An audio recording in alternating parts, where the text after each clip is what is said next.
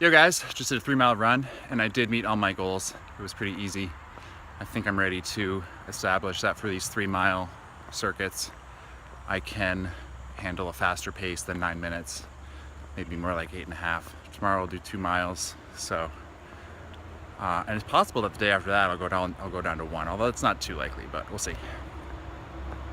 We'll see what the results of today's meditation and philosophy dump makes me think. So my video that I made before the run, I was thinking about how when you engage with somebody for feedback, you want to do it with a frequency that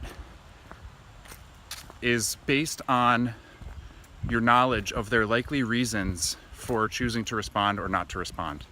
I gave the example of pinging a server or making a request to a server. And the frequency with which you should repeat your request is based on your knowledge of how the server works and the ways in which it is most likely to fail.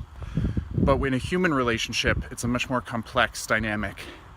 And depending on their level of power, their level of busyness, their techniques for managing the hierarchy through which they make contact with new people, and your status, your stature, your language skills, your various types of appeal.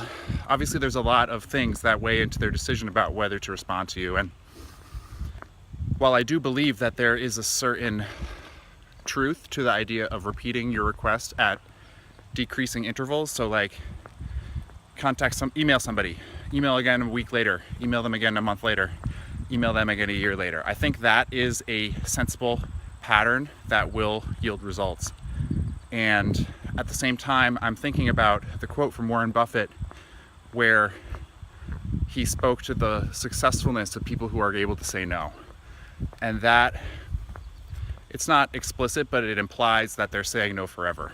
And maybe it doesn't. Let me know what you think about that. But basically, they're able to quickly evaluate whether an opportunity is good enough to knock them off their train tracks. And I think the way they're able to do this is by analyzing higher order metrics. So let's say a first order metric is how many people follow you on Twitter. Second order metric is how many people follow you who have been on Twitter for more than 5 years. And a third order metric is how many people follow you who have gained more followers every year than they did the year before that. So yesterday I spoke about going to a higher order in the metrics that I'm able to understand feedback from. I said, I don't want to just know what the pace that I am at now is. I want to know what the pace that I have been at for the last minute or two is. And those metrics are more useful for me to do my decision making because I have had enough experience with the lower order metric to the point where the information it can give me is less valuable than the time I spent getting it. So by being able to understand higher order metrics, I think part of the reason that Buffett can do this, I suspect this at least, I don't really know, but I suspect that part of the reason he can do that is because he has a type of humility that allows him to understand which things he can puzzle out for himself and which things are effectively unknowable, or for which the process of learning them would be more costly than the average benefit of having that information. And it's well known that Buffett tries not to outsmart the market. He tries not to speculate on the basis of his analysis. He tries to he does value investing. He tries to invest in things that are too boring for other people to care about and thus are undervalued just on the basis of comparing their stock price to their ability to generate income in a steady pattern that exhibits low risk. So I think those two theories are kind of corroborated by the fact that they intersect with Warren Buffett. And so what else was I thinking of? I guess I was thinking about how in all this talk about periodicity and lowering the frequency of when you get distracted, and getting feedback from your environment in a way that you can detect because of your experience within that area. And also the idea of getting the benefits of a high risk maneuver by wandering around in a low risk territory. I should remind everyone that the thing that is motivating me to make these discoveries is techno music. I'm listening to tracks that are about 9 minutes long each day, and I'll start to get you more lists and details of what those tracks are so that you can try to follow along at home. But the fundamental structure of these songs is that they are doing different experiments at different frequencies, and sometimes you will notice the most high-pitched frequency, but perhaps as you learn more about the realm, more about the tradition, you will start to notice things that happen at a lower frequency as well. And actually, it's certainly the case that one of the biggest thrills of being a fan is getting to the point where you can hear one of the percussive elements that is coming in at an irregular rhythm. Something that it sounds like it could happen at the end of every 4 bars, but it actually only happens a couple times throughout the track. And when you can start to learn the track well enough to anticipate where those are coming in, it creates just such a thrill. And when you anticipate it incorrectly, it's kind of embarrassing.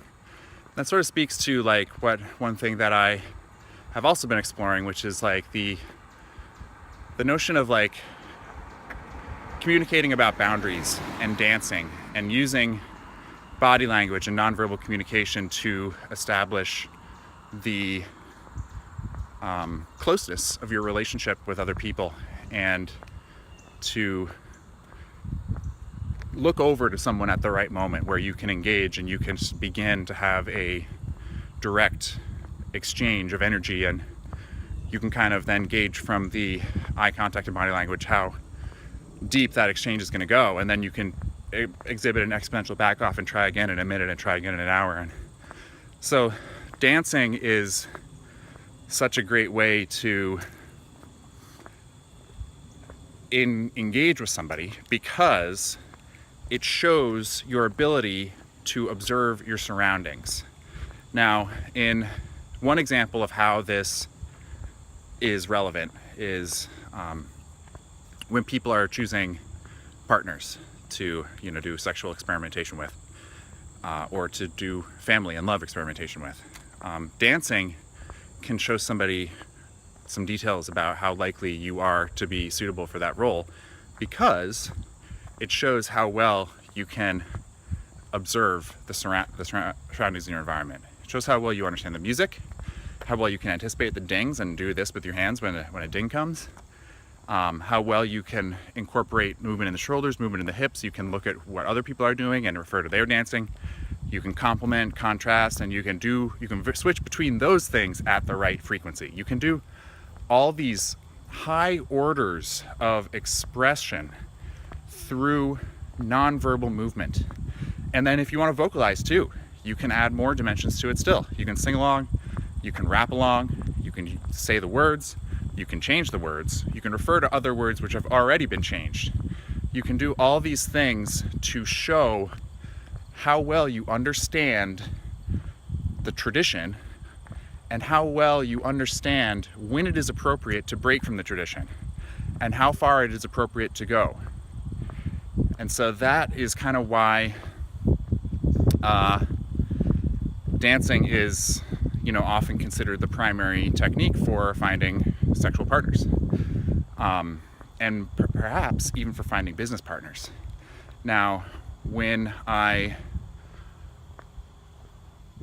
other day I made a video saying about how Eben Pagan taught me something, which is that smart people implement ideas immediately, and that if you have the identity as somebody who acts immediately, it will kind of overrule or override your propensity to procrastinate and kind of like wait for a reason to not believe what you have discovered.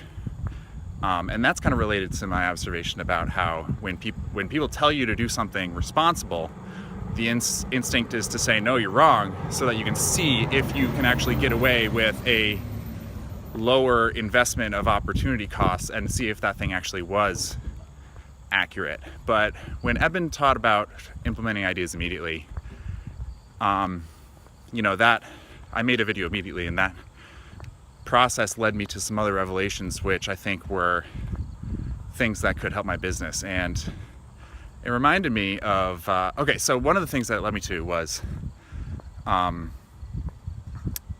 this idea that, like,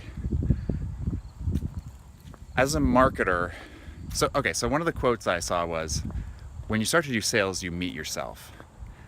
And I knew that his teachings were largely based around the idea that with digital products, you can give them away for a much lower price, but in order to establish the value that gets people to pay attention to them, you should explain their value and explain how high of a price they actually would be worth first. And so I realized that in all this talk about forgiving myself, I actually wasn't comfortable doing that. I wasn't comfortable making this kind of a sales pitch where you dance around and say, oh, this thing is worth $100, but I'm giving it to you for one. And so I came up with this phrase in my head. I was like, Evan does his dance and I do mine. And at the same time, I knew that offering my book for $2 was clearly going to make it almost impossible for people to pay attention to it. And as it turns out, the project did fail. So as I was meeting myself through learning to do sales, I thought that I was getting better at forgiving myself, but actually I still hadn't forgiven myself. And I guess that's partly because I priced the product before I left Brooklyn, and I was still kind of mired in the stressful scenario that I was in. And then when I got up here to Glenmont, I was able to say, like, okay, I'm gonna take a bath and wash that all off and forgive myself. So I was thinking about this phrase, Eben does his dance and I do mine.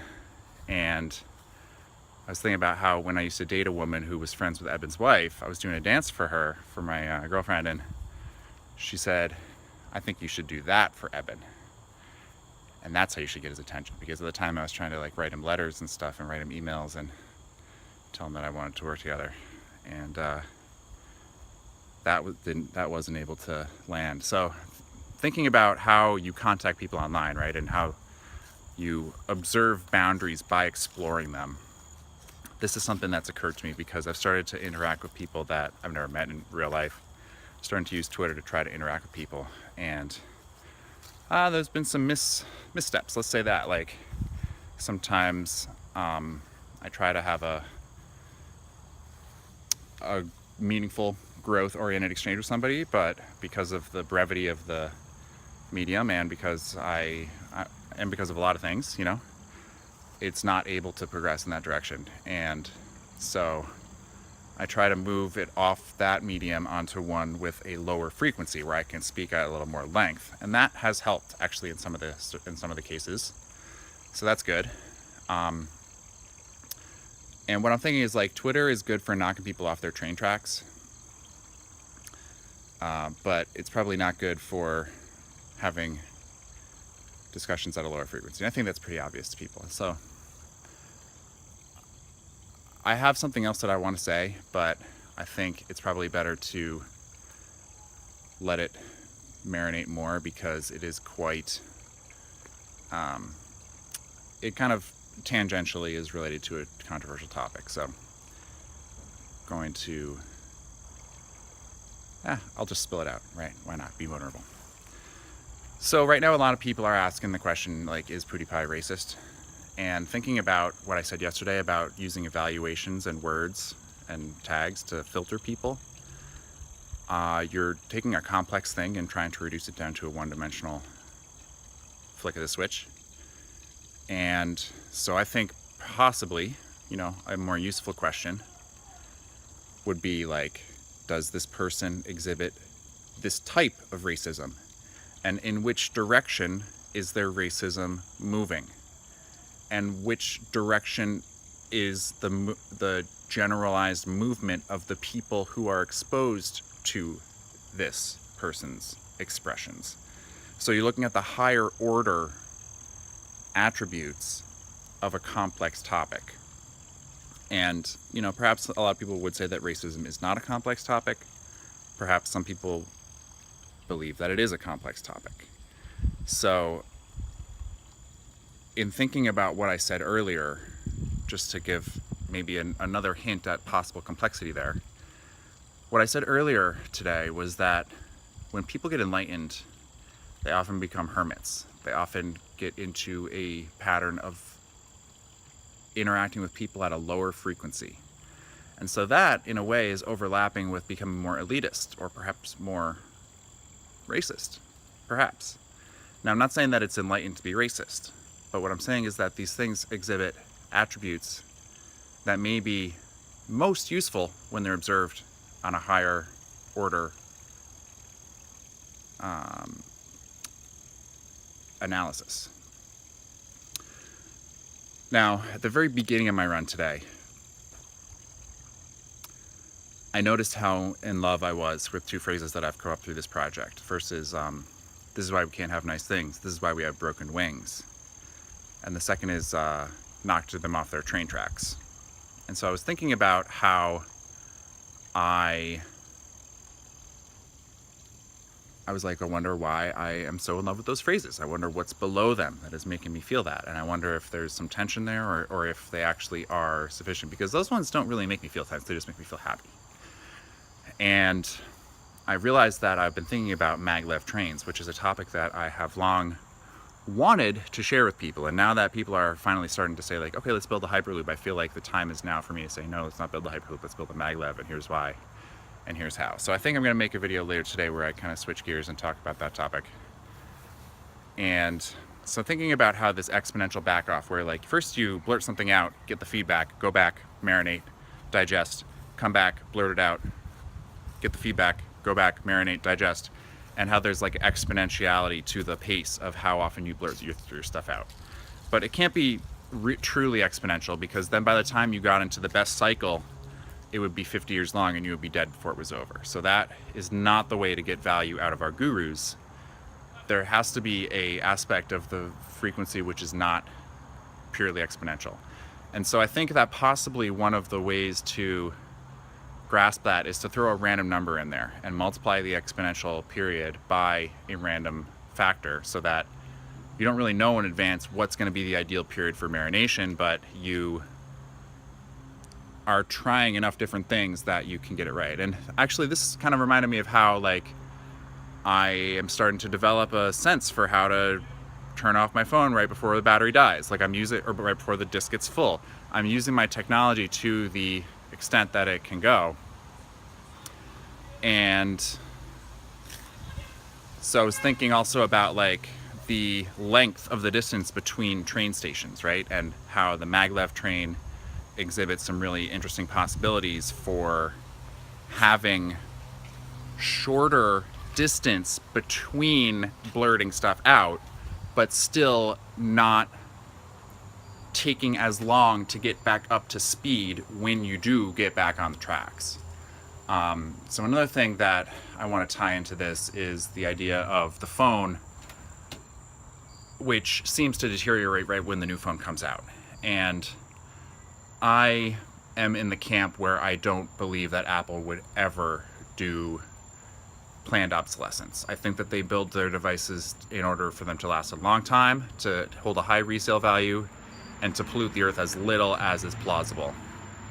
But when you get down to it, there are a lot of decisions made in the factory about tolerances, and there's only so much that you can spend on quality control.